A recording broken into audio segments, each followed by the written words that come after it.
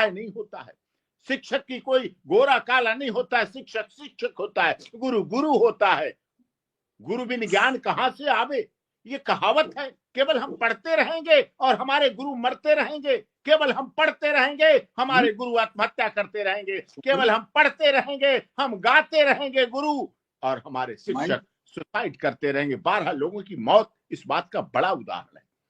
इतना बड़ा प्रदेश भी नहीं है कि ऐसे 12 शिक्षकों की मौत को हम नजरअंदाज कर दें, हम नॉर्मल ले लें। हमें इस पर बहुत आवश्यकता है कार्य करने की और इस पर कार्रवाई करने की। और हम, जैसा कि हमारे शिव कुमार मिश्रा जी ने, आपने स्पेशल कवरेज के तमाम दर्शकों ने सुना, बताया, मैं उस पर पूरी प्रोसीडिंग, जैसा मुझे बताया जाएगा, जैसा मुझे आंकड़े मिलेंगे, मैं इस पर पूरी कार्रवाई, माननीय सर्वोच्च न्यायालय हो चाहे ऑनरेबल इलाहाबाद हाई कोर्ट हो, जहां भी है, मैं उसको प्रॉपर समझूंगा। जैसे आंकड़े आएंगे, प्रोसीडिंग होगी, मैं उसको करूंगा।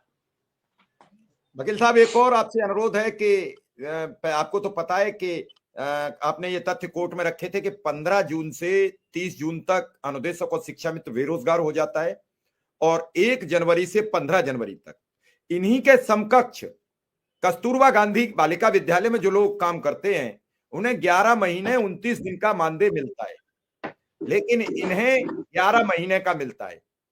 चाहे 11 महीने 29 दिन का मिले और चाहे 11 महीने का मिले, बात दोनों की बराबर है। वो एक दिन सर्विस ब्रेक है, लेकिन इनकी सर्विस 1 महीना ब्रेक होती है। सर, 300 रुपया मिलते हैं अनुदेशक को, 330 रुपया मिलते हैं शिक्षा मित्र को। नई साल जब होगी तो पहले ही दिन बेरोजगार हो जाए, कितनी खुशहाल साल होगी। जिस व्यक्ति का चलता फिरता रोजगार पहली साल नव वर्ष के पहले दिन वो अपने रोजगार से बेदखल होगा, कितनी बढ़िया साल होगी। वकील साहब, मैं तो इस देश के कानून व्यवस्था को देखकर और कारकुरंदों को, ये अभी 2 वर्ष से लागू हुआ है, पहले नहीं था ऐसा।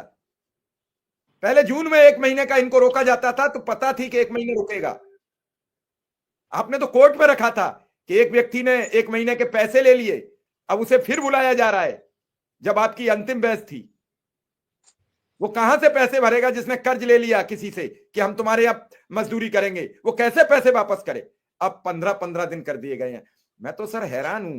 पहली साल में सब कोई खुशहाल होता है, उसे खुशी होती है कि नई साल में हम घुस रहे हैं, हमारे लिए कुछ अच्छा होगा। और वो जब नई साल में घुसेगा तो उसके 300 रुपया कट चुके होंगे, उसे 15 दिन भूखा रहना पड़ेगा। सर, बड़ा गंभीर मसला है। नहीं, ये बहुत गंभीर विषय है और इस पर बिल्कुल बृहद रूप से चिंतन भी करना पड़ेगा, चिंता भी करनी पड़ेगी। और इस चिंता और चिंतन को राजनीतिक स्तर से भी सरकार के जो चिंतक हैं, जिनका दायित्व है चिंतन और चिंता करने का, जिनको चिंतक बनाया गया है, हमने चुन के भेजा है चिंतक, जिनको हमने वोट के द्वारा, लोकतंत्र के द्वारा, अपनी ताकतों के द्वारा चिंतक बनाया है, उनकी चिंता में भी इस चिंतन को चिंतक के सामने रखना पड़ेगा, जिससे कि हमारी सही अच्छी सारी बातें हो सकें और सारा कुछ अच्छा हो सके।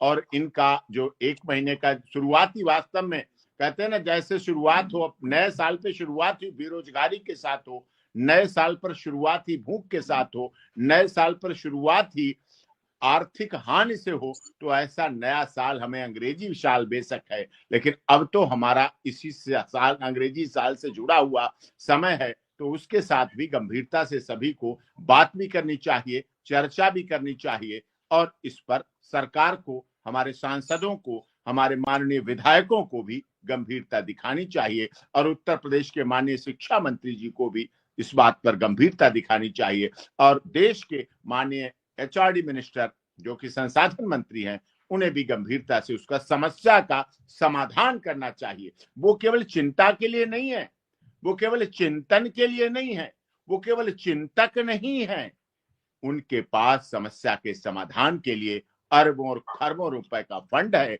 और जो मैंने अनुदेशक के केस में आंकड़े दिए थे कि आज भी राज्य सरकार के पास, आज भी केंद्र सरकार के पास हजारों करोड़ रुपए का फंड प्रति साल बचा रहता है, कम नहीं होता। हमारे कोई संसाधनों में कमी नहीं, हमारे टैक्स पेयर की कोई गलती नहीं, हमारे टैक्स पेयर शिक्षा के लिए इतना अधिक पैसा दे देते हैं, इतना अधिक धन दे देते हैं कि कहीं कोई कमी नहीं। आप आरटीआई से बजट का निकलवा के देख लिए, शिक्षा के लिए बजट भरा पड़ा है, उत्तर प्रदेश सरकार का ही बजट भरा पड़ा है, केंद्र सरकार का ही बजट भरा पड़ा है। उत्तर प्रदेश राज्य के लिए देने की क्षमता भी अच्छी होनी चाहिए।